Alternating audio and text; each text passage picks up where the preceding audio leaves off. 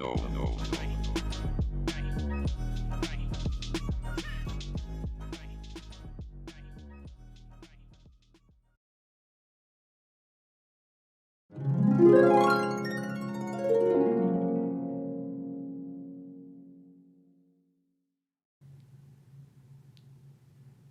evening, everyone, and welcome to episode 34 of The Treat Show. Tonight we have a special, very special guest here in the studio. I'm so excited. We're out of Denver, Colorado. So I'm going to introduce Nikka T right now. You guys get ready. Get your rigs out. Here we go. How you doing? I'm feeling blessed. Thanks for having me. I love that. Look at this smiling face. This is the energy that we need around here. Thank you so much, Nikka T, for joining us tonight. I don't want to jump too quick into everything, but I think, can we start with what you're smoking on? Ooh, yeah, I'm smoking some Ghost OG.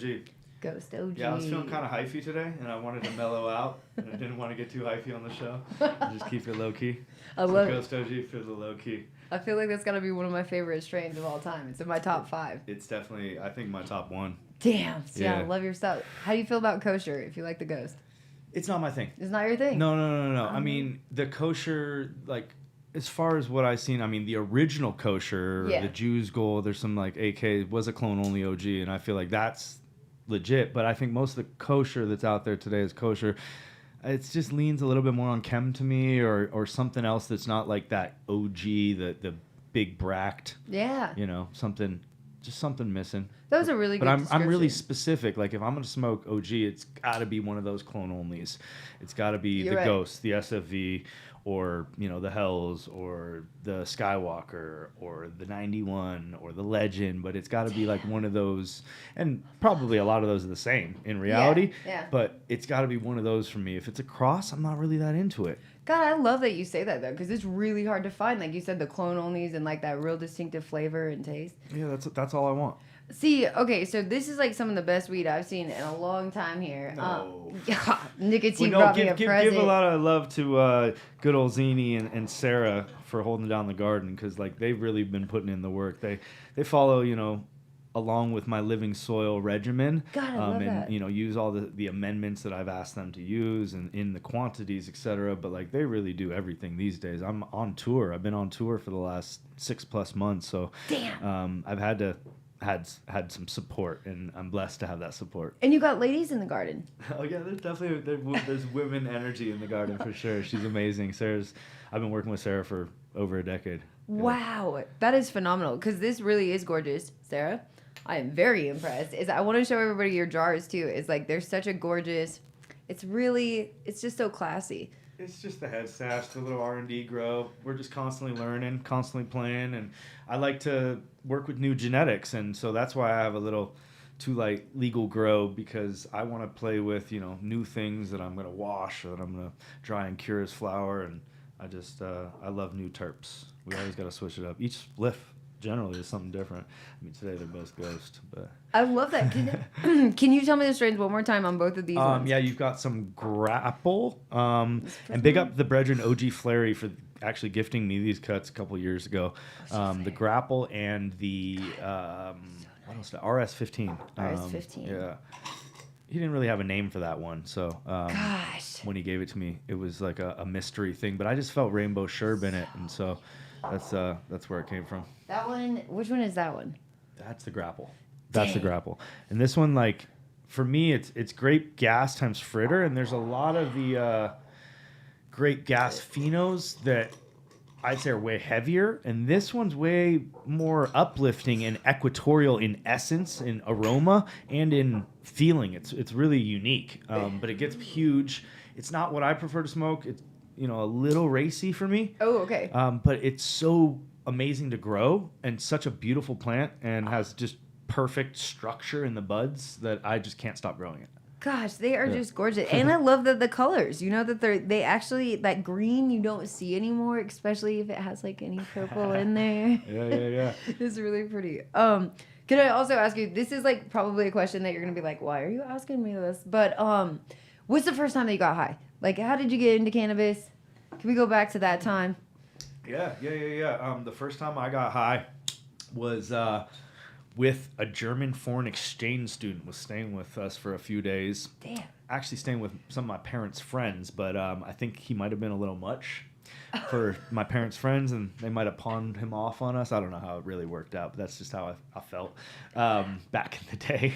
But yeah, we were on a family camping trip at our normal spot, which actually happens to be Benbow up in NorCal, and I've been up in that neighborhood quite a bit lately, which is really cool to kind of go back to those roots. That is so cool. But yeah, I remember being out on the river, which back in the day felt way more like a lake. It was way bigger. There was just a lot more water, and yeah, it was like pretty calm. There were times where it wasn't flowing, and it was like a lake. Still? Yeah. Wow. Anyways, that's just how I remembered it too. But either way, we were either hanging out on a raft or a rock, and he pulls out a cigarette pack. I remember specifically it was a Marlboro Red cigarette pack. And I remember being like, oh, I feel like I heard those ones are the strong ones, And like, I had never smoked a cigarette before. And I'm like, I think 13 years old and maybe 12 years old. And he pulls out the cigarette and he lights it and he hands me it. And I take a rip and I'm like disgusted with the flavor and how it hurt me. And I threw it into the water. And he got really mad at me. Dang. And I apologized, and he starts like, being upset and telling me like, listen, he's underage. He can't buy cigarettes in America. He was able to buy them in Germany or wherever, it's where he was from. Item. And I was like, damn, they grow them faster in Germany or something. It was what I was thinking. Is like, how let's get these cigarettes. I was young. That's funny. And naive. But yeah, and then he pulls out a spliff. This is why I forget your name, my German friend, but you fucked me up for life. So he pulls out a spliff. And he's like, don't throw this one in the fucking water. This one's worth money. Like, just try it. Yeah. I try it, and I'm like, ooh, that tastes way better. It was smoother. I liked the flavor, and I'd already liked smoke. I was like really, really into just smoke. Ooh. Like, so far as like, I hadn't started smoking yet, but like I was burning incense in my room, and I was like inhaling incense, or not inhaling, but taking incense into my mouth and blowing smoke rings and like learning like stupid shit, just teenage shit. It's weird that I remember this, but I just liked smoke, any type of smoke. So like, yeah, I was playing with smoke a lot, and a little pyro kid. And yeah, I remember liking the smoke that was coming off of the spliff. It was a lot easier to blow a ring than a fucking incense stick, or whatever I was smoking as a little kid. So it really wasn't even like the weed flavor or something about the weed that really like... No, that helped. Oh, okay, because compared to the tobacco, which was fucking gnarly to me. Yeah, just gross. Yeah, the spliff tasted good, and it tasted, I don't remember exactly the flavors, the profile by any means. Never got to even see the weed. It was just already rolled up. And I remember not really getting too high, but just liking the energy and liking the smoke and the action of smoking, on the water. Oh my gosh. With the homie from Germany. So yeah, that was the first time. And you actually had a positive experience. Yeah. Did you stay like smoking after that? Were you like super in love with weed, or like were you? I think that fucked me up pretty good. I think it was like from there on out, I was like, all right, I gotta find this weed shit.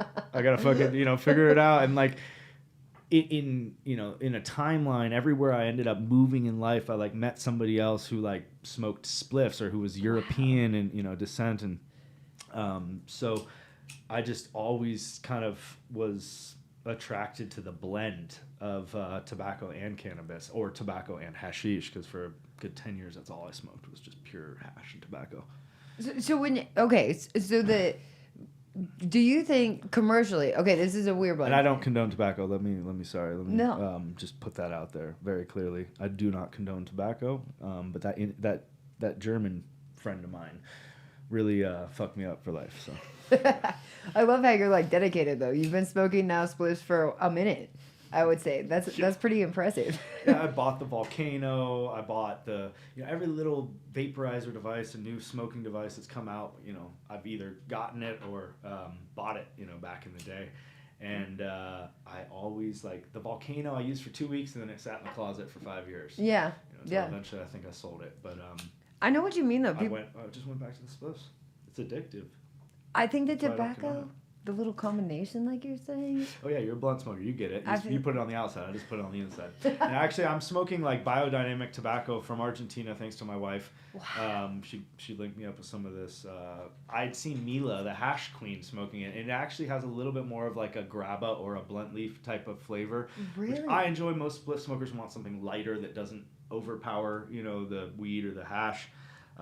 This to me doesn't overpower it, but it gives it a little bit of an extra flavor compared to like American Spirit, which is what I was used to utilizing. But I like blunts too. I like tobacco leaves. Gosh, that is so. Okay, so did your parents did they find out you were smoking weed, like, or were they like super conservative and this was like a no or? No, I think that my parents were probably consuming cannabis throughout my entire life. There's definitely times when they haven't been, but my father, as a, I'm not going to talk too much about my family. I'm not going to put them on blast, but they've been accepting of cannabis, and really, I grew up in Northern California where cannabis is really prevalent, and it's a lot more accepted than a lot of other places in the world. So we've had family members that have been involved in the trade, if you will, and close friends over the years. So I just kind of grew up in it and having it being accepted. Now, the one thing, my parents were like, you can't do this the rest of your life. You can't do this, because they were scared. They were scared that I was going to get into trouble and, robbed, and I did, all that. So rightfully so. But I kept telling my folks, I'm like, there's something in this. Is what I want to do for the rest of my life. Something with the plant. The plant's giving me so much. I want to give back to it. Wow. And, so my parents were accepting of it, but they were scared. They didn't want me to, do this. It wasn't until I started like bringing home paychecks, basically, and like taxed paychecks, in the industry that they were like, maybe he can do this the rest of his life. Now, since then I've pivoted. I'm trying to stay a lot more away from plant touching money. Yeah. We'll touch on that here in a little bit. Do you think? Thank you for that. Okay? How did you get to Colorado? Is from there? Yeah. I started going to school at CU. I graduated from CU Boulder. Really? Yeah. Originally, I was living in Tahoe, California, with some friends from the UK, smoking spliffs. So cool. And fell in love with snowboarding, fell in love with the snow, and I was like, I need to get out of Tahoe, because Tahoe was like, it was like a hole you could get stuck in. And I was having fun, but I felt like it wasn't something I wanted to be at in forever. Okay. It was kind of a culture of drinking a lot early, right after you get off work at 5 p.m.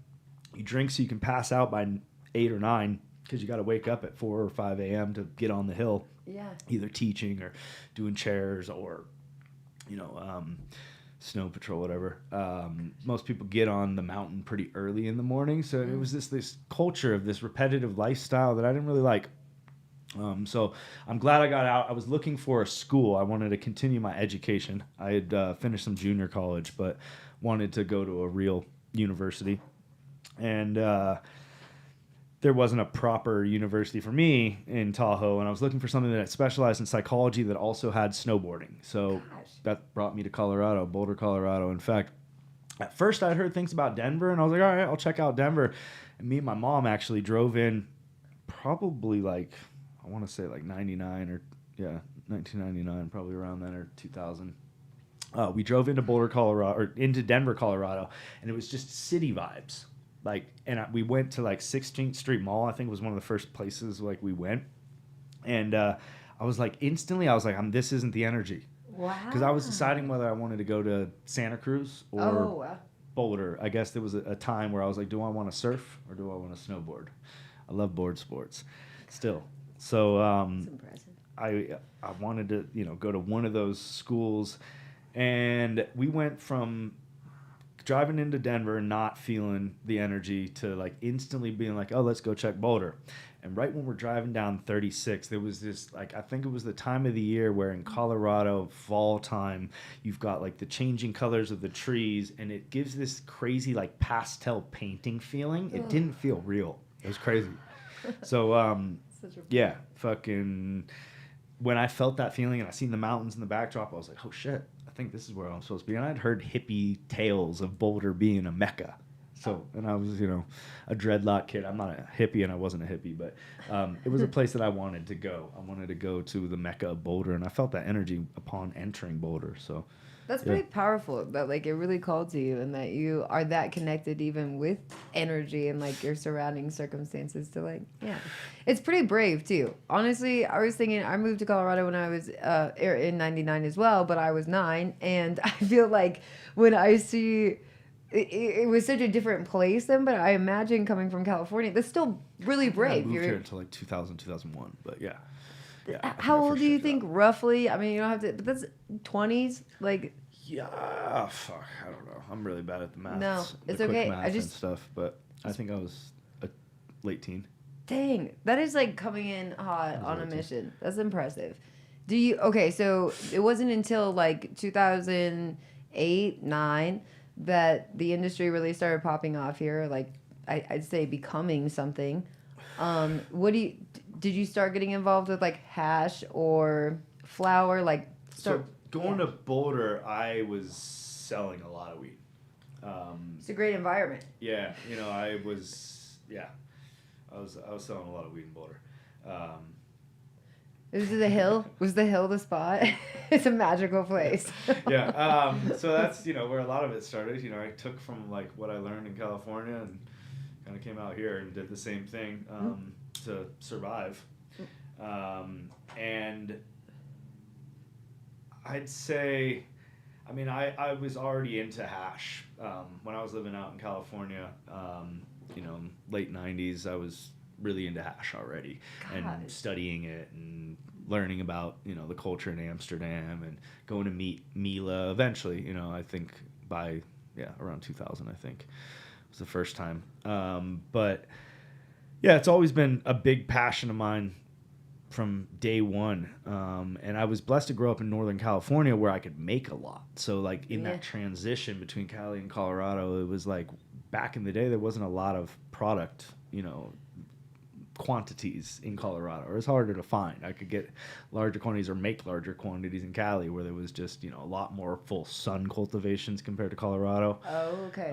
So you get a lot more of that outdoor, material to work with. I feel like you have more selection too. It's like a pretty competitive market, I imagine. Even then, though, in comparison. Yeah, and Cali had a lot of the specific, unique cultivars. Colorado had them for sure. Like in Colorado, in my day of selling weed, we were selling things like AK-47. We were selling Northern Lights. We were selling this stuff called the Bling. We were selling White Widow. We were selling blueberry. The blueberries crushed for us. Like eventually we're growing blueberries in Boulder, and that was a big local one for us. But I still needed the Sour D from California. I still needed the OGs. I still needed the Trainwreck from California. So I was still going to grab, maybe I shouldn't talk about all this, but I guess I've said it in the past. We were getting things, and I feel like that's really important though. It's like when we look at like genetics and like standing out, it's like Colorado and California. There's always this like we're talking about genetics. So I was bringing a lot of genetics back, because they're legal under the Hemp Farm Bill. Exactly. And I think that this is all allegedly anyways, but I think that if we really... It's a made-up story, right? We were just having a story time, right? I think it's cool, though, when I look at... There's a person that we work together with, Bryce from Pink House, and, like, we don't have to, like, go into crazy details or anything like that, but I remember Bryce, though, was, like, one of the very first people I saw that really cared about genetics that I was like talking to in the community that was like right off the bat was like, Jay, let's trade. And we that was one of our first conversations. Huh. And we traded some of my like, I'll be honest, is Boo Kush is my huge signature to my breeding. Boo Kush. Boo Kush, huh? Is from Pink House. This is weird. It's like, it's one of my biggest signature breeding projects. I won't share it. I don't give it out. I love her. And I don't even remember that one. Exactly. Is I smelt it the first day I ever worked there. First day, I just smelt it, and I went to Bryce and was like, "What is this?" And he tells me the name, and I'm like, "What a dumb name." At Pink House? Yeah. At the end, I know we'll talk about. We could talk about. Yeah, that's a different. Yeah. But so I asked him though, I was like, "Can I have this cut?" And I actually did ask him, and he was like, Jay, I don't give a fuck about this cut. He was like, this is shit. And like everybody around me was like, this is shit. So I just fell in love with her, and I've never fallen in love with anything like it. So anyways, I waited 10 years to work with Bryce again to get the cut again, and I traded him Tropicana cookies when it was popping. He fell in love with Trop, and it was the mountain cut. And I just went so hard for Bukush because of Bryce, and he valued genetics. Yeah, and that's cool. Yeah. I feel like you were that group, though. Yeah. I mean, I really value genetics. Like, I was bringing in, like, people like Johnny. Johnny really helped bring a lot of the OGs to Colorado. Mars. Yeah, Pluto. all the planetary OGs. Like, a lot of the OGs I still grow today were gifted to me or purchased via Pink House from Johnny. Yeah. We had a bunch of other ones. Black Alien Ice or something. I don't know. There were a bunch of other OGs that we had from that. There was Phantom OG, I believe. Phantom. Yeah, a bunch of them from Johnny from OG Genetics. So big up Johnny each and every time. He's an OG for real. I feel like, so how did so you and Johnny, how did you guys, you don't have to say exactly how you met or anything, but like how did you start really getting into this? I was really into the forums before the industry. Like, I was nerding out on genetics, and I was trying to track down those clone-only OGs, the same ones that I'm still smoking today, because there was something about it. The first time I smelled that bag of OG in Santa Rosa, California from George, big up Jorge, like, it changed my life. It was in the fucking shed, I think. I pulled out this turkey bag in the shed. It's like, I see it clear as day. Like, I'm right back there in the shed with Jorge. But, he shows me this bag. I'm like, yo, this is, because I had been like, I think I had been moving Hindu Kush, Sour D's, and, other things similar, but like when I first smelled that, it was the difference. It was tennis balls, and there was like this extra anise and citrus and this combination that was just unforgettable. I always say tennis balls because some people might not know, but if you crack open a brand new tin or thing, tube of tennis balls, smell that, smell a bag of like some true clone only, like some original shit. From back in the day, and I don't know. There's little similarities. It's like that fake rubber synthetic vibe. OG Kush. God, I love it. Do you think? Okay, so the hash game is like, to me, is everybody that wants to know about hash or wants their stuff processed and like it to be this premium, gorgeous product, is they want your technique, they want your product. Is like, I feel like you've definitely created this niche of a connoisseur following, between the genetics, between like your actual living soil. Can we touch a little bit on like I appreciate all that, but I think that the community has really shown up. Like, I've taken things from the past. I didn't create anything. I coined a term. But I didn't really create anything. I just took a lot of knowledge that I learned from people like Mila and, friends of mine throughout the world, and I just implemented what I wanted to see. My whole goal back in the day was trying to recreate what I was making with butane. I wanted to be able to make something that still looked gold and translucent and, had that appeal compared to the brown, pliable, mildew smelling bubble hash that we had been making for years. So I just kind of took it upon myself, and with the help of the community, I guess, behind me. Eventually, in the beginning, people were against me, and people still are, and there's still the people that are like, oh, water's the universal solvent, and it is. But the way in which we utilize water, I always give this spiel. The way in which we utilize water is merely a vessel to carry the mechanically separated heads to their destination. Thus, we're not using the water as a solvent. If you let your shit soak too long, you can leach. And certain cultivars have less of a hydrophobic trichome head. They're way more waxy in nature, and they can accept more moisture into that cuticle surrounding the trichome head. So there's some truth to water still acting as a solvent in some cases in reality.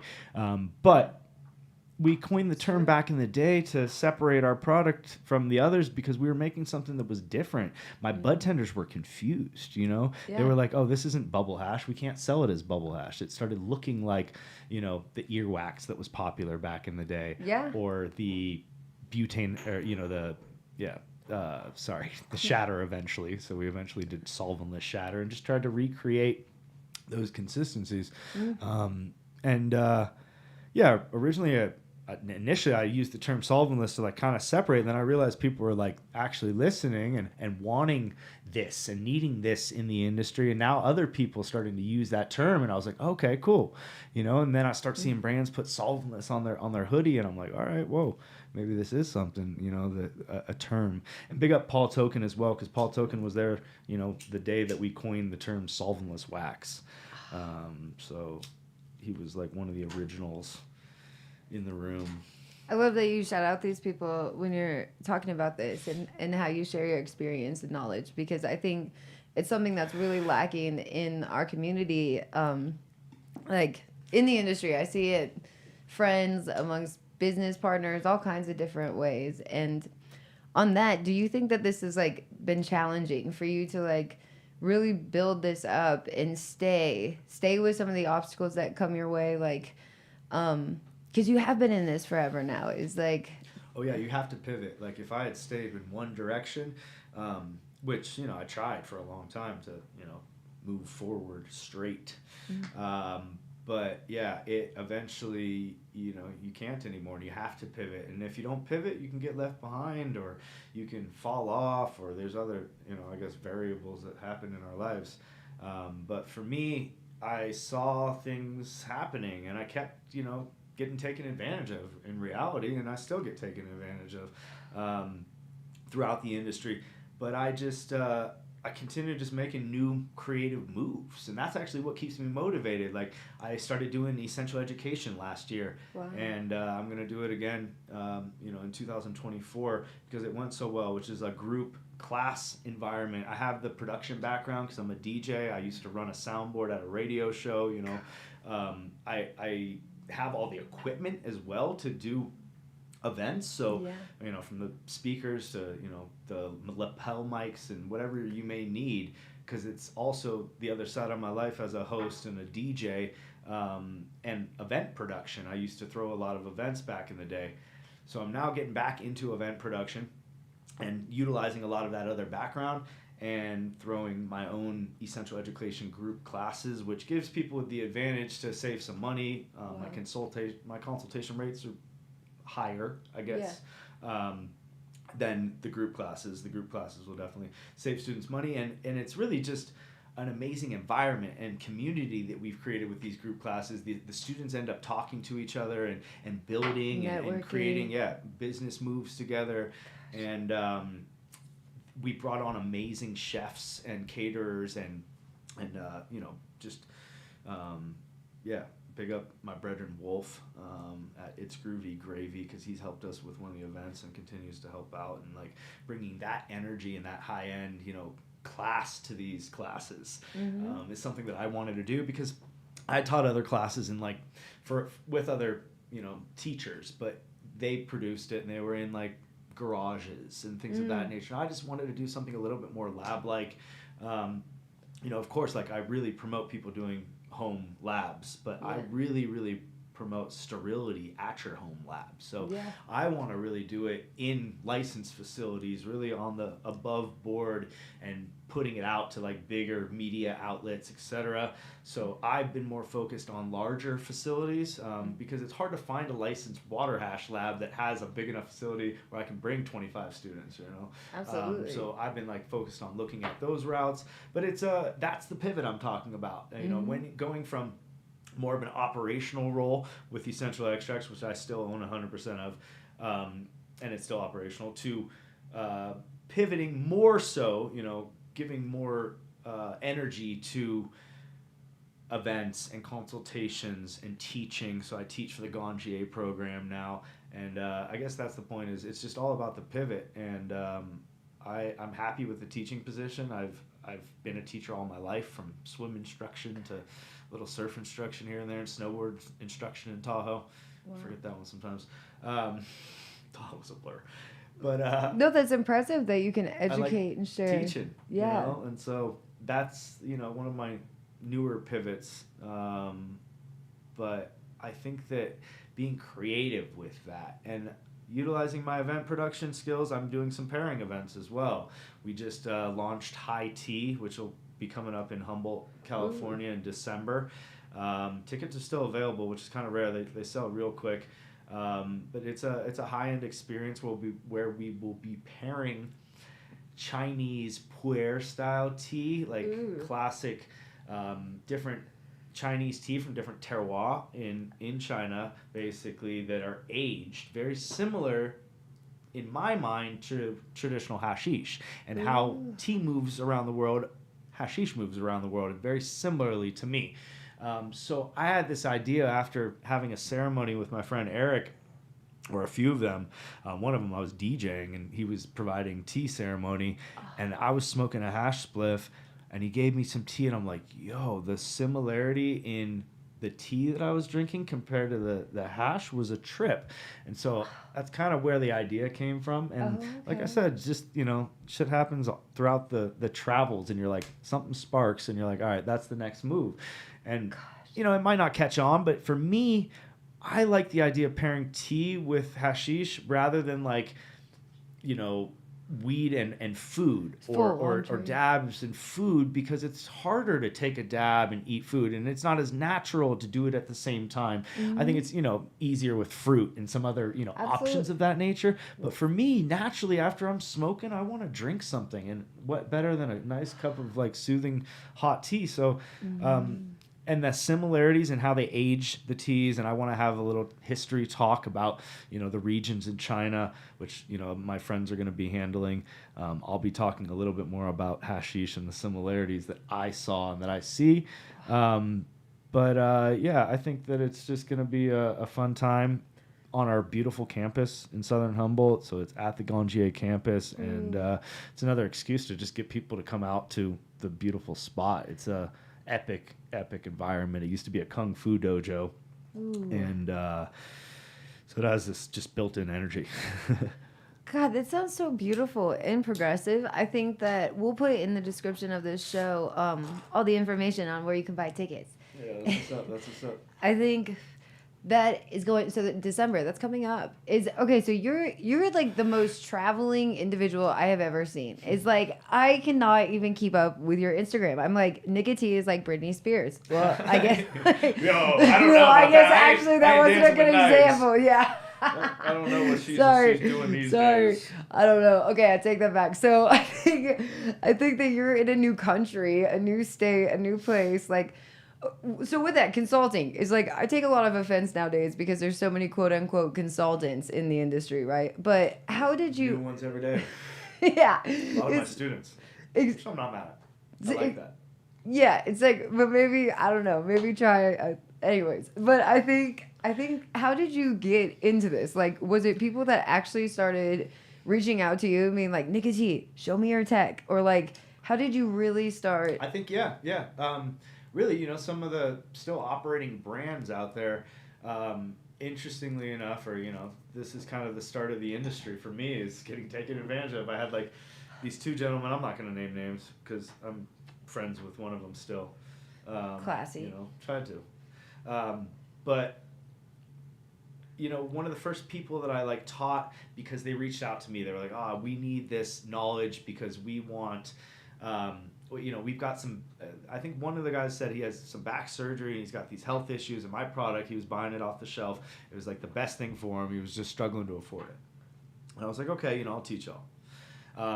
I had this one caveat: just please do not utilize this knowledge to play in the licensed world. Because back then it was medical, and, you know, it was coveted in, you know, in that realm.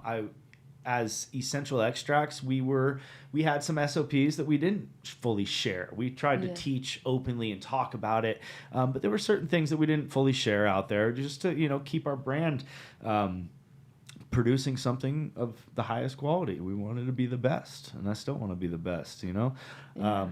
But these gentlemen hit me up wanting, you know, to learn and promised me they wouldn't work in the licensed industry, so I gave in and I taught them. And I even brought over my own equipment. I brought over like the washing machines and the bags that I like, and all my little variables, because I think all those little pieces to the puzzle have a place.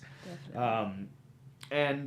A couple months later, those guys eventually like took over the main dispensary I was working with, making their own in-house products. It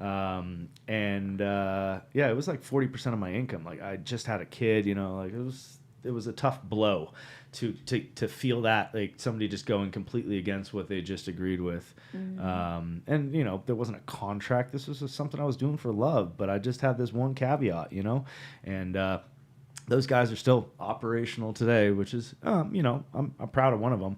The other guy can, but yeah. Those are the challenges, and I'm glad that you brought that up. I'm really sorry that was a part of your experience and journey, but I think it's really hard, like a fine line. It's like, if you're not coming from like a lot of money, say, and maybe you are, I'm just saying like where your parents aren't like, yeah, go do your pot business real quick, is like, I think it's really difficult to build a name and a brand in this organically and really have a following, like before Instagram, before marketing, before all this stuff. It's like, it was a community and like a small network of, a lot of it, how it started is, me bringing in my connections back when it was Wild Wild West in Colorado, and I was working at a dispensary up in Vail, Colorado. I was using all of my old connections from my work in Boulder, on the hill. And, I had made connections in Vail, Colorado. I had made connections in, all over Colorado. Yeah. Doing this work, doing this work since the late 90s. And I'm young, but I've been doing this since the late 90s. That really is like, even I heard you mention something, not on the show actually, but about badges earlier, and it was cool to hear you say, it's like, it took me 1.5 years on the waiting list as a manager to get my badge here in Colorado, waiting, not doing the raffle and all this other shit. Yeah. And when you said that it took like 1 year of you having your paperwork for your owner's badge here. Yeah, I mean, it took just a while to just get everything in line, basically. For the they were so strict. Yeah, and looking into your history and the fingerprints, initially it was very difficult, and still is. But and once we got that badge, like all of the trap was done for me. I was so proud to have that legal representation, and protection, exactly.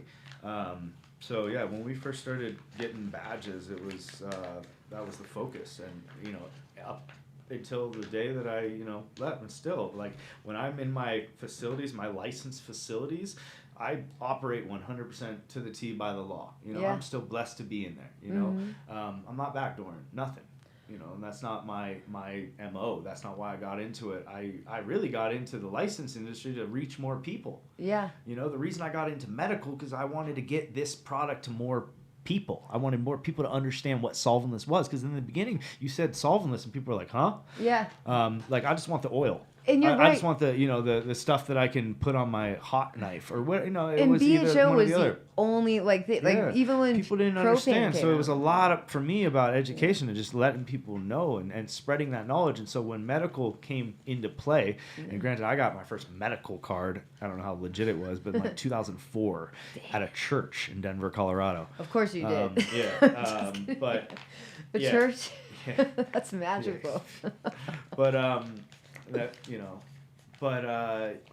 was that? Medical. Sorry. So yeah, I was super blessed to get into medical because I could reach more people. And then when recreational was, coming online in Colorado, to me it was like, okay, wait, so my friends in Texas or my patients in Texas that have cancer, or the people I'm talking to, can now drive across to Colorado to a recreational dispensary and get the medicine that they need, like, to me, that was even reaching more people. So that was my whole reasoning. That's why, So the living soil, it makes me think of that with how you cultivate. And like, I feel like because you grow, because you're a true grower, like commercially and however. Not commercially. Not commercially. No, I'm not going to say I'm a grower commercially by any means. I grow for terps. I grow for what I want to smoke. It's more plain and simple. Like, I'm not getting the best yields. Joey and Sarah have actually, they've been doing some work in there and helping out with the yield situation. But for me, it's about flavor and how it burns and the experience. there's a lot of cannabis out there that looks beautiful and it's like just, you know, amazing in appearance, but it doesn't smoke the way I want it to smoke. And it might even smell the same or smell really amazing, but then I go to smoke it and it either doesn't burn right or it just doesn't have the flavor that carries through. And that's why I still grow my living soil, so that I can smoke exactly what I know the inputs of, you know, like I know the ratios of the amendments that I'm adding to my soil and how each different ratio of each amendment affects the flavor overall and how the plant growth, you know, is. And there's so many variables there, but like I like playing in that realm. For me, it's playing. I'm not a commercial cultivator. I do a little consulting on the commercial side of cultivation to help with hash production, because a lot of what I do in, you know, consultation these days is going to bigger vertical spots that have cultivation and production and going into their garden and touching the plants, as long as the cultivator, you know, agrees it and tells me where, but and not manhandling them, because I'm really specific about that as a hash maker. But I like to feel plants, and I can really tell a cultivation or a cultivator where their yield data is going to be at by feeling the resin in my finger. So I think that it helps allocate different cultivars for different end products, you know. Some of those I'm feeling in the garden, you know, I just came from a buddy's grow, and this was just for fun, for friends, and because I love touching plants, but you know, people do pay me for this as well. But I go into the cultivation, generally it's combined with a production hash lab consultation as well. But I'll go into their cultivation and I'll feel plants and I'll be like, all right, that one, nope, it's not going to wash. It's just going to be too low, and the terps aren't quite there. If it's like crazy loud terps and I'm like, you know, it could be on the border, like, yeah, maybe push it into hash production because we're focused on those terpenes. But if I'm feeling it and it's got this certain, you know, generally a waxy consistency, generally it's just not going to do well in the wash or in the press. So it's not something that's going to be commercially viable for them, even though it might have eventually a really amazing terpene. So the true connoisseurs know you might want to put in a batch every once in a while type of thing. But know that it's going to lose you money, you know. In our industry, if you're like sub 1%, it's tough to profit. You would profit better if you dried it and cured it as flour or allocated it to a different product. So that's generally what I focus on with the cultivation, where they should allocate that from feeling it. That's pretty impressive and I'm helpful. Blessed to see different farms every week around the world. It's a blessing. Do you have any cultivars that you really have seen make beautiful returns that you're like, guys, you should run this for our hash makers out there? Yeah, right now it's the Dulce line from Bloom. So we're running the Dulce de Uva. I think we even pop in some Dulce de Fresa seeds and there's the Dulce de Papaya, which I'm excited about, which I think they just released. So you did the honey banana. Yeah, a lot of the Dulce stuff has been fun for us. We've been seeing really good yield data and terpene profiles, stability, color. It's been a fun one for us lately, but like it changes every week. I like looking at different things, you know. You just gotta switch it up. Do you like working with Bloom, or are you guys doing a project together? No. Oh, okay. Sorry. No. I worked with their genetics, you know. They I love it. Breed for hash, just, you know. Yeah. They're kind of focusing on that. There's a lot of breeders now focusing on it. We've promoted it for a long time, and it's sweet to see it. You know, Bloom's, I'd say, one of the OGs. You know, And he does some standout stuff. Like, he really does. I don't know. I think that's awesome, though. Who do you think you missed the most? Like in the game period, was there any other company as far as flour or hash that you don't see? Ooh. I know it's a weird question. Well, for flour, like, I just want more OG on the market. Like, back in the day, LA, you know, those dispensaries and like, like Studio City, and in some of those spots, it was like you could have 25 different varieties of clone-only OG, and a lot of them were the same and renames, and there was all that stuff going on back in the day, but it was still just a beautiful thing to see all those different clone-only varieties, and I just, you know, that was something that it's not as prevalent today. You know, there's definitely shops that specialize in OGs still in California, obviously. Yeah. But it's just not as prevalent. Well, even just like Pink House is like. Oh yeah, I mean, I feel like I helped bring that flavor. Yeah. I wanted the OG represented, and you know, people like Scott from Rare Dankness really helped with that. He was one of the first cats in Colorado. Not a Colorado, you know, wasn't born here, but he was one of the first cats in Colorado that had real clone only OGs. He's the one, you know, that held that ghost. That's really where this ghost came from. And it's Scott, it's Fletcher, it's Rich. They were all a huge part. Doing genetics back then, and so all of them, really put me on. I all of them. Did you ever hear of a company called Headquarters? Oh yeah. We worked with Headquarters. We processed all their material in Boulder. So I was their head grower for like years, and like nobody knew for a long time. But so maybe we were processing your stuff too. Yeah, from like 2011 to 2014, and it was funny is so Scott was from Pinewood, and like we all had grows. So I lived in Lyons and worked in Boulder, obviously, and it was a really small community back then. And if you were growing, like our weed was like $6,600 a pound wholesale. So if you were in like a top niche little group, like it was a pretty small group, and it was like 710 used to have a small different dispensary. It wasn't called 710. I can't even remember. It was like green. Green screen? Yeah, green screen. Brown spot, yeah, exactly. It's like we used to trade black cherry soda was one of our little strains that we would trade out, and they used to give us something that was really nice. I don't know. It was just such a small. So Scott, all those guys that appreciated it though, it seemed like they've all faded throughout the years. I'm saying just Colorado. It's not like they've faded, but they've like changed their lives. They've like relocated, or they're like on to bigger and better things. And it's just sad because it's just leaving Colorado high and dry. We got ran down and run over by big money coming in and market changing, market shift. It's hard for us grassroots guys because, you know, the big MSOs come in and they have millions, if not billions of dollars to just throw away for 4 years and not see profit and not care, just to try and take over market share. So it's real tough for us little guys without the money. And you mentioned like the family money and stuff like that, and like my parents have been super supportive, and my whole family have been extremely supportive my entire life. Still to this day, I call my mom, text her every single day. I love my mama. I'm a mama's boy. But I love that. Oh, I didn't even remember what I was going for now. I was just thinking about my mom. You could call. That's so cute.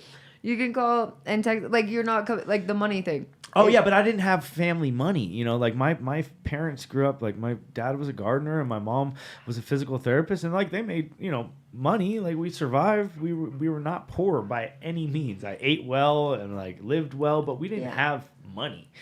My parents didn't give me like an investment into my company. I had zero investors. Yeah, no, I have zero investors. Still to this day, I don't have a single investor, and I don't owe any company money whatsoever. You know, like little personal debt. That's all me. But yeah, my company does not owe any money. I think that's massive, though. Crazy in this fucking tumultuous industry. Well, and you've probably seen like the fads. Like I love that you touched on that with the hash, though. It's like, people don't understand, I think, the battle of like the market swaying so dramatically often is like every 2 years, maybe 3, like max, is like, now it's getting even shorter actually, is like the hash thing, like you said. Is I remember when shatter was like, everybody was racing on shatter, and then it changed to wax, then it changed, or you know what I mean? Like, and then they wanted solvents and they didn't want solvents. Now they want pre-rolls, but they want them with hash in them.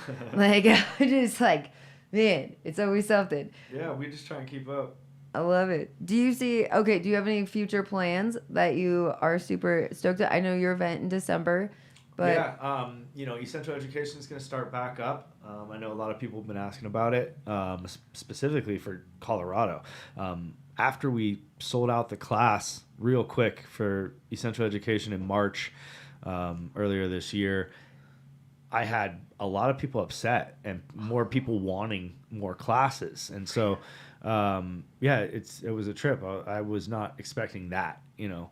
So, you know, that response to it. And I think, you know, bringing in the right media, my buddy Mitchell, Extracts Daily, to kind of shoot it, as well as our other media team, space in the name right this second, but the homies Josh and all them, definitely Josh was a huge help. I'm just for some reason spacing his company business name. The weed is really nice. Yeah, but with the right help and the right, atmosphere and really providing not only the education, but like this environment that's good for learning. So we had somebody making espresso throughout the entire thing. Because in reality, like some people, they need that caffeine to stay in tune and to like keep paying attention. So we want to have like little aspects like that. So we have somebody making espresso, or, in other states or countries we have at least a coffee maker, and we do different things. We have some people providing pastries in other countries, but we always try and bring something else to the table other than just the education, something that's going to make it last in their brains. Because for me, you can tell somebody over and over, but if you're not telling them why they're doing something and not providing that right learning environment, it's tough. And so we're setting a standard with essential education, so we're going to continue that in 2024. And I'm going to continue some of these pairing events, my consultations. I definitely have a lot of projects going on right now, and potential licensing deals as well for essential extracts in other states other than California right now. So, yeah, stay tuned for that. Yeah. What do you think about the New York thing? Real quick, what do you think about the New York market or some of these other states that are popping right now? It's going to be interesting. There's a lot of things happening on the streets. There's a lot of things happening up in the office, and for me, there's a lot of people that are going to be upset with how it all rolls out. There's a lot of people on the streets that have been doing this for years, a lot longer than me, and because New York is a huge market of its own that survived off of block work, you know what I mean? And so there's going to be a lot of issues with that, and those people not being treated the way they should. People have been locked up for years, so we're going to get a lot of that energy in New York, and I think that New York's going to be an amazing market, if you have the opportunity to get your brand in, in the legal market in New York. I think it's a great opportunity. So I am working with, multiple brands in New York right now. One of my best friends, JD, runs an MSO in New York that's fully licensed. And sorry, not MSO, runs a vertical in New York that's fully licensed. He's not in other states. He's just in New York. But yeah, he's got a beautiful spot. I help consult over there and bring on the solventless for them, and I think that they've got great thing going on. There could be some collaborations in the future with them. Working with some other gentlemen in New York, so there could be some things from Essential. There could be some things from Nikka T that hit the New York market. There's always been things from me out in New York. Somehow, I don't know. I have no idea how that happens. Seriously, it gets crazy. You start seeing friends of yours going to a bodega and fucking grabbing one of them jars at a and I'm like, Brian, I don't even know that spot. I have no idea, man. No idea. Yeah, no idea, man. I think that's gotta be crazy though. Even seeing your brand though, actually in that regard though, somewhere else, it's gotta feel cool to see your jar, see your cigarettes, get random tags and being like, fuck, should we share this? It's kind of cool, but yeah. How did that happen? Literally, I'm not fronting. I don't somehow this is back in the day, this was used for trade. It still is, and a lot of what I do is just to get people to try it. I bring this over as a business card. I brought her a couple jars because I just wanted her to try some of my weed. It's just it's my little formula. Everyone has their own little formula. I don't yield well, like I was saying. So this is not for money. You really care. This is just I just want people to taste this. And it tastes incredible. It's a little something different. Do you think the price point of weed, what are your thoughts on that with your brands? Have you seen have you been affected in any way? It's an interesting question. Yeah. So I really try to uphold this crazy value for myself. And, good.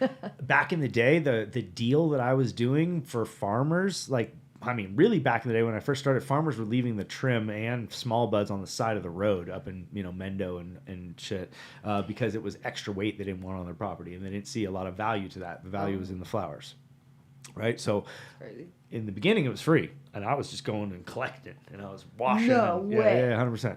And so then when I started like working with farmers, I did this 50-50 split because still there was this balance of some people didn't see any value, and some people were like, oh, I do see the value, but I don't have the time, or I don't have the knowledge, or I don't have the equipment or the space or whatever it may be, you know? And still today, we help with that. So people, we did a 50-50 split forever back in the day. And really, in reality, I still do a 50-50 split. If like I have a friend that needs their garden washed, and you know, that's, to me, that's the fair deal where it's at, and that's cool. But I also don't have a lot of time, and a lot of the people I've taught over the years, and a lot of the people they've taught do 60-40s, do 70-30s, 80-20s. I'm here, you know, whatever it may be, and I want to give love back to the farmer, but I personally just don't wash a lot. I feel like my time is a little bit more valuable in the R&D lab for working those projects. Because I'm on the road so much. So it just takes a lot out of me. And I love to wash, but I really prefer washing my own single source. I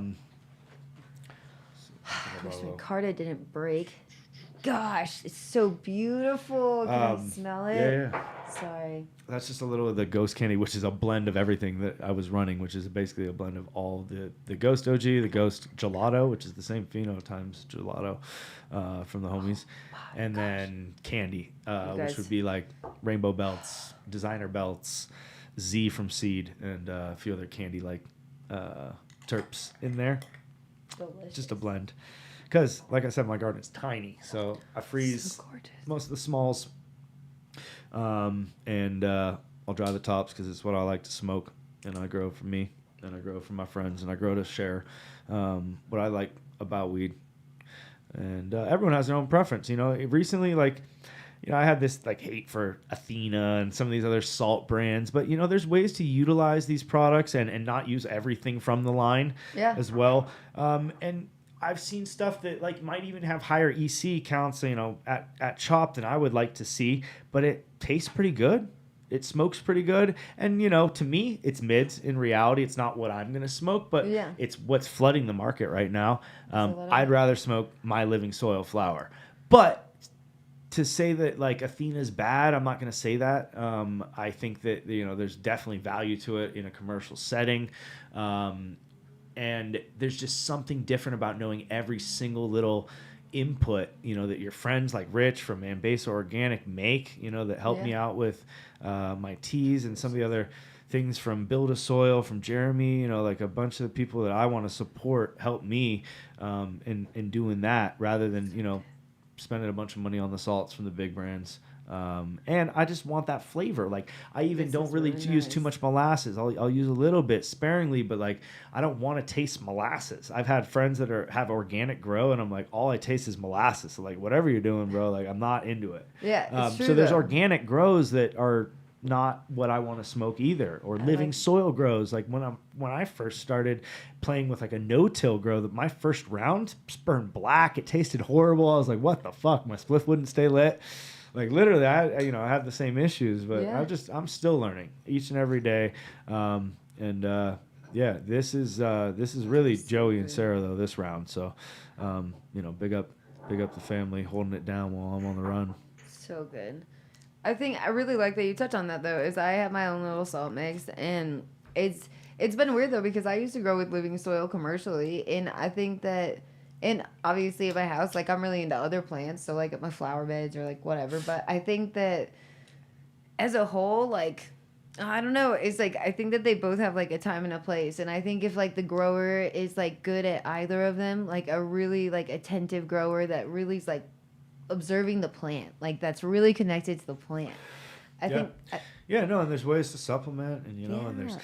I don't like Athena's cleanse. I'm like really against it as a hash maker and as a flower smoker. I don't want like that. I don't want pool tasting weed. And if you use too much of that cleanse, or you don't get it out of the lines, or whatever it may be, whatever's happening, it's basically what hydrochloric acid, which is chlorine on a high level. That's like the main ingredient in that product. You know, I just would stay away from that.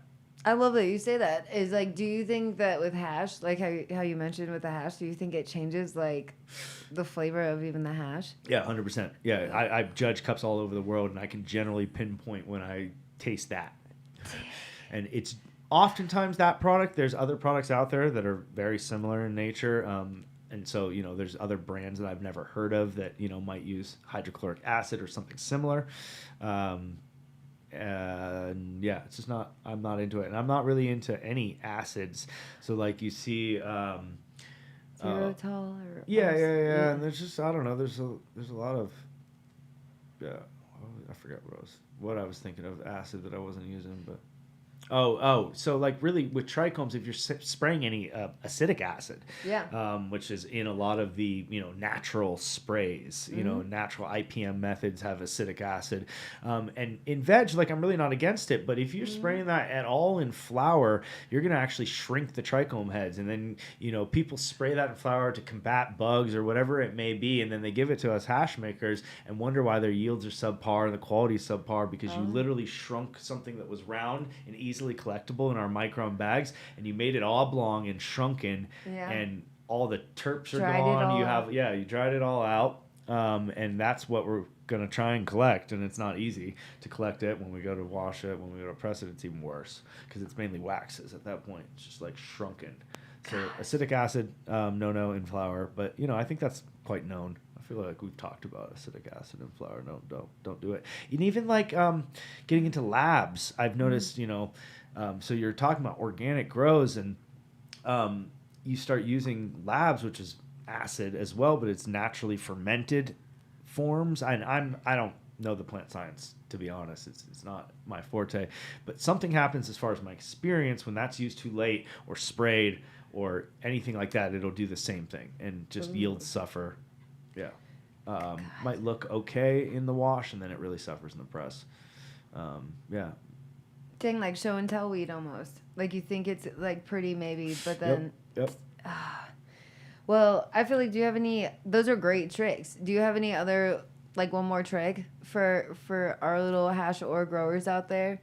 That's one more trick? One more trick with like even like cleaning or reservoirs or hand watering. I don't know. I said I'm not a cultivation consultant. No, sorry. Or a hash guy. No. I play. So like, and I play, and I have knowledge from experience. So let me preface with that. I don't have like a big science background. I grew up in a nursery. I'm blessed to have like grandparents that own nursery centers, so I've always been in plants, watering the roses as a little kid. Just really always been into plants. Wow. But just from experience, I know what a plant needs. I see problems in the garden, and I'm like, okay, we have too much light intensity in that area, or originally, my grandfather taught me a lot about plants because I started growing on my own in Colorado way back in the day, just like playing around, really. And I was like, yo, Gramps, and I'd send him photos of like my leaves or of the plant. I'd be like, what's happening? He's like, what are you using for water? This is like one of the first things Grandpa taught me was, now I'm getting into cultivation. Oh, well. Grandpa taught me that, the water in Colorado was full of like minerals and salts and shit that is not going to be good for the roots of the plant. And so he was like, get a filter. And so that was one of the first things that changed game for me, like when I first grew my first plant. Just filtered water from tap water was huge, because I was like killing my plants with salt. And then I started getting these fruit flies, soil gnats, right?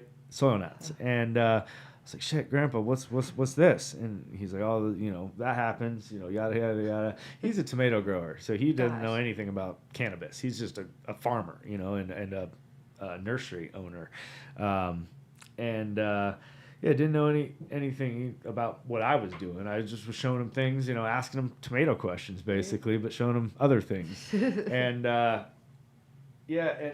then, so he was like, man, I got this what we use, and he always gave me organic methods of figuring out my problems that didn't ever affect the plant, in a negative way. Gosh. So, and he wrote, a few books about organic farming in Northern California, it was a big focus of his. So, you know, I trusted him in a lot of this. He ran a gardening radio show up until the day he died. Yeah, gardening is in our family. But yeah, he told me, he was like, all right, so you're going to get the fakest, sweetest, sugary orange juice you can find at the grocery store. Then you're going to take some cellophane and wrap it around, or put the orange juice in a Tupperware and wrap it around in cellophane and make like 6 of them and put them all at the base of the plant and slit slices in them with razor blades. He's like, the little flies, they want the sugar water. They're going to go in there. They're going to drown. They won't be able to fly back out. You're not doing anything to the plant. You're not spraying anything on the plant. That was one of the first things Grandpa taught me about gardening. So yeah, it's in the blood. I don't know oh yeah, tricks. Yeah, tricks. That was a trick. That's where we're going. I love it. I think, thank you so much. Is there anything that you want to touch on before we wrap it up, or what do you think? Oh shit, I don't know. I could talk for days, so you know. I don't know. Is okay, let me see in the chat. Let me see if we have... We're live with the chat? Yeah, let me know what people are saying. Yeah, let's check this out. I know it's hard for you to see. It's probably impossible. I'll try. Yeah, no, I can't. I got LASIK, but I can't still see like that. Maybe right when I got the LASIK. Let me I gotta see. get touched up. Let's go back a little bit. I'll try to see too. What are we live on?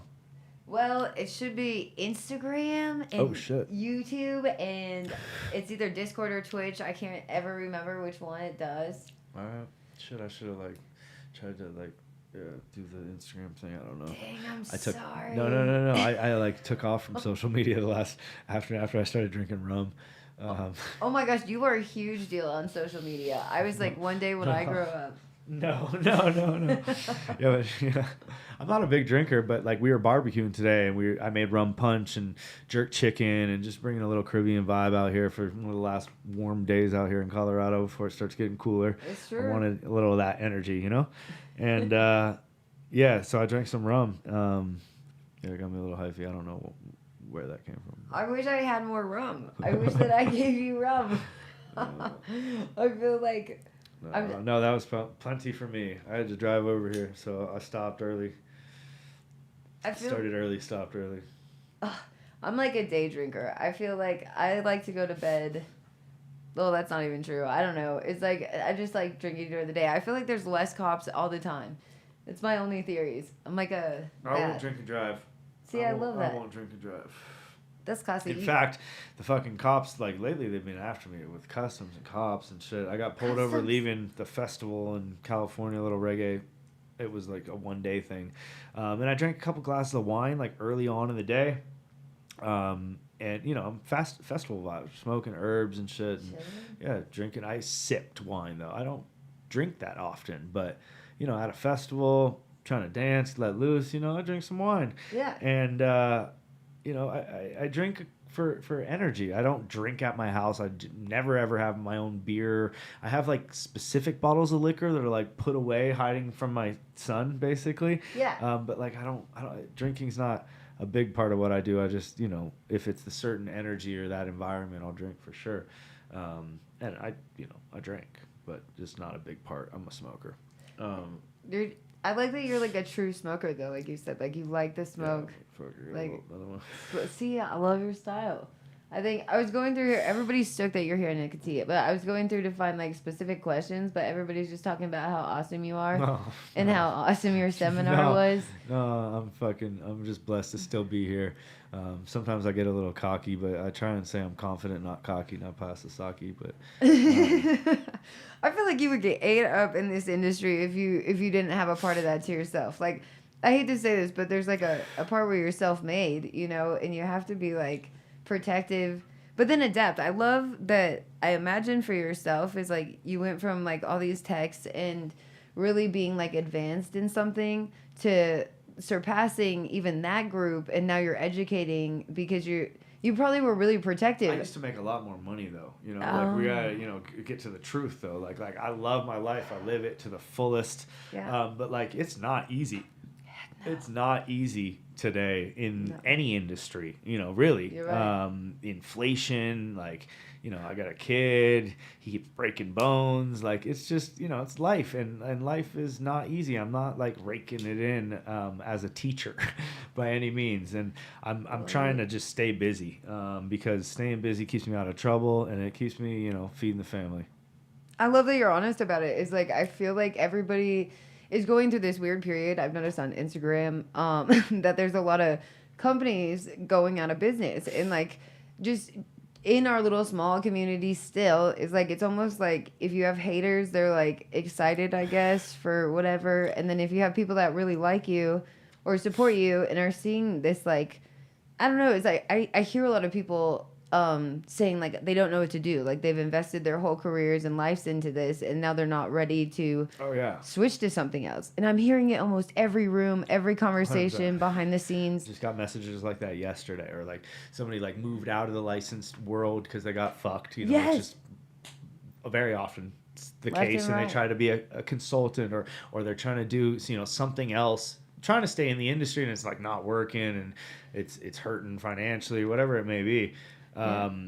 It's just not easy. Yeah, It's not easy. The expenses are still easy. really high, Yeah. for these overhead. I think even at a house, like, the truth is if you have even a couple lights, it's like $700, even if you're running LEDs. Like, yeah, like- the inflation's real. Like, electricity costs went up at least 20% in the last year.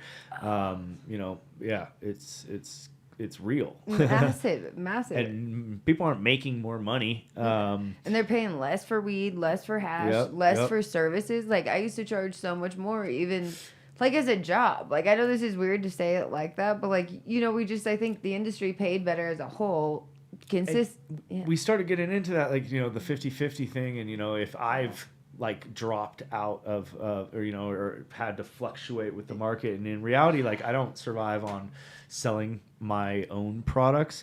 I have products in the licensed market to stay relevant, these days. The licensed market is really, really difficult. I just want to keep my brand out there and let people know I'm still making fire.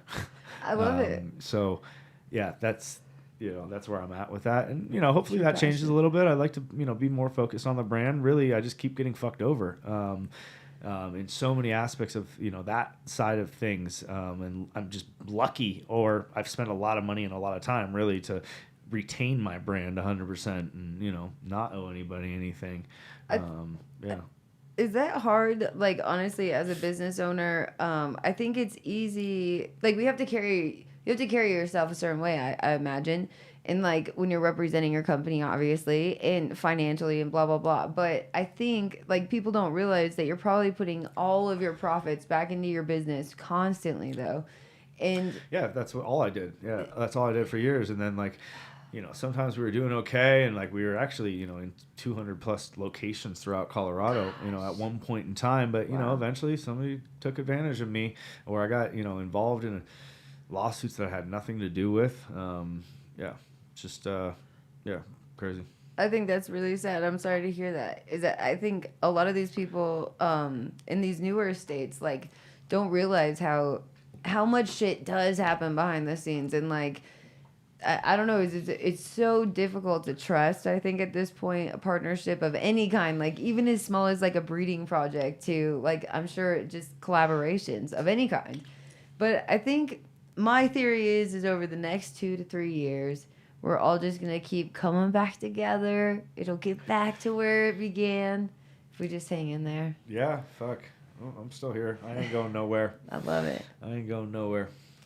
Well, you guys, Nikka T, thank you so much for coming on tonight. Of course. I appreciate you having me. I had the nicest time with you. Okay, do you want to shout out? I'll put a beautiful description probably tomorrow in here on how to get a hold of you for any consulting things. Like, is there? We'll put your Instagram, of course, and any of your social media stuff. We'll put it all in here. But do you want to shout out anything particularly before we close out? Oh no, I'm just feeling blessed. I appreciate you having me. I like telling stories.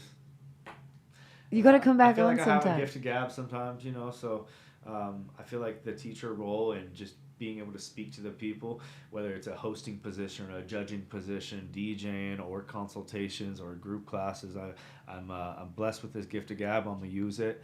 And a lot of people that are going into the teaching, they don't have that ability. They're really good at what they do, but maybe they don't have the ability to organize a class like this. So I have that background, and moving forward, I'm excited for the future. If you want to come on the Treat Show sometime and, you know, teach a little class, and I just like sit over there and you just do the show, teach your class, you know, just, I think it's something you could consider. Maybe I'll teach a class about rolling up spliffs. Yeah, exactly. I love it. Well, thank you again, guys. I will see you next week at 7:10, and I hope to have you back, Nikka T. Yeah. Thank you again. Much love. Give thanks. Peace and love.